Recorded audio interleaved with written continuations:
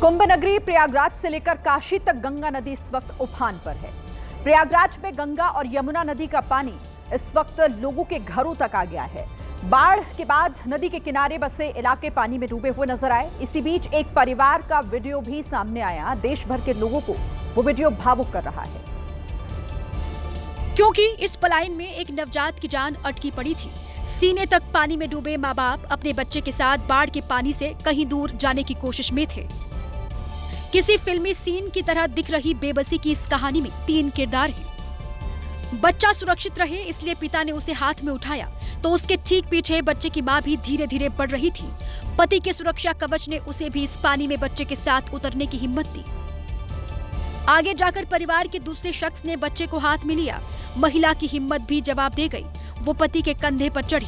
भावुक कर देने वाली इस तस्वीर पर विपक्ष के नेताओं ने सरकार को कोसा। अखिलेश यादव लिखते हैं, स्मार्ट सिटी की संकल्पना पर पानी फेरने वाले भाजपाई अपनी अपनी नाव लेकर कहां गायब हो गए हैं। प्रयागराज के निचले इलाकों में कई फीट तक बाढ़ का पानी जमा है।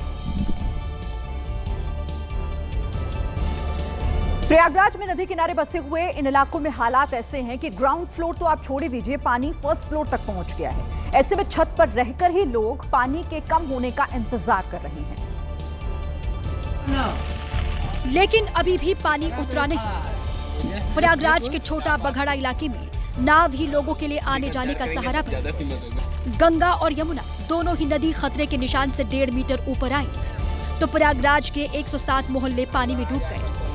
सामने की तरफ की जो तस्वीरें हैं उसमें कुछ ऐसे परिवार हैं जो यहाँ पर फंसे हुए हैं। सामने की तरफ में कुछ तस्वीरें हैं, बाईं की तरफ में कुछ तस्वीरें अगर आप देखिए तो लोग अपने छतों पर यहाँ पर फंसे हुए दिखाई दे रहे हैं। संगम नगरी में लोगों से बात करने के लिए हमें भी नाव में बैठकर उनके पास जाना पड़ा।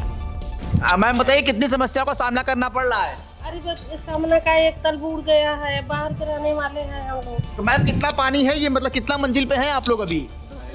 दूसरे मंजिल पर हैं। एसडीआरएफ की टीम ने मोर्चा संभाला। घरों से निकालकर 7,000 लोगों को 18 बाढ़ शिविरों में शिफ्ट किया गया। बाढ़ की ऐसी ही तस्वीरें काशी से भी सामने आई हैं। काशी में इस वक्त गंगा किनारे बने सभी 84 घाट डूब चुके हैं। वाराणसी में गंगा का जलस्तर 72 मीटर के ऊपर बताया जा रहा है। मां गंगा का पानी वाराणसी की सड़कों तक पहुंच गया है। बताया गया कि साल 2013 के बाद पहली बार नदी में पानी का लेवल इतना बढ़ा है। उफान पर बह रही गंगा नदी ने वाराणसी में बाढ़ जैसी स्थिति पैदा कर दी है। अब बिहार में हो रहे बूंद विनाश की बात कर लेते हैं। वहां पर बारिश के सीजन में फिर एक बार पुल बह गया है।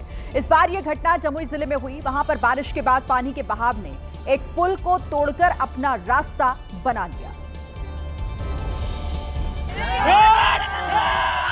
गांव के लोगों ने पुल टूटने का लाइव वीडियो रिकॉर्ड किया। पानी ने सबसे पहले पुल के नीचे की मिट्टी को खोखला किया। वहां से धीरे धीरे उसने अपना रास्ता बनाया। गीली मिट्टी वक्त के साथ इतनी कमजोर हुई कि पुल भर-भरा कर पानी में ही समा गया। पुल टूटने के बाद कई गांवों का आपस में संपर्क टूटा। जिले के कई गांवों को शहर से जोड़ने का ये एकमात्र रास्ता था।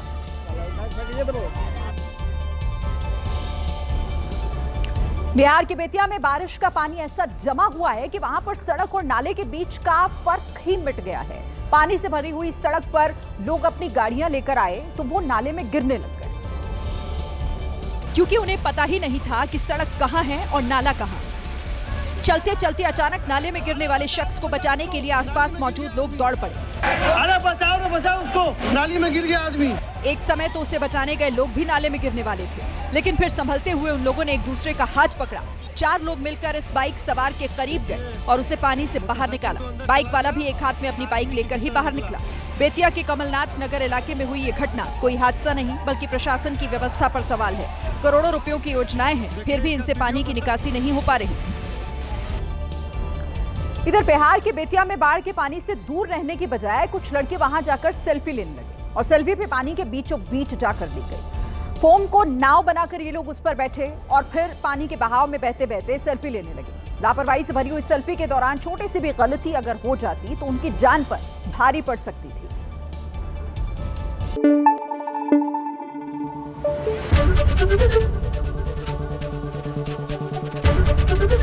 एबीपी न्यूज आपको रखे आगे।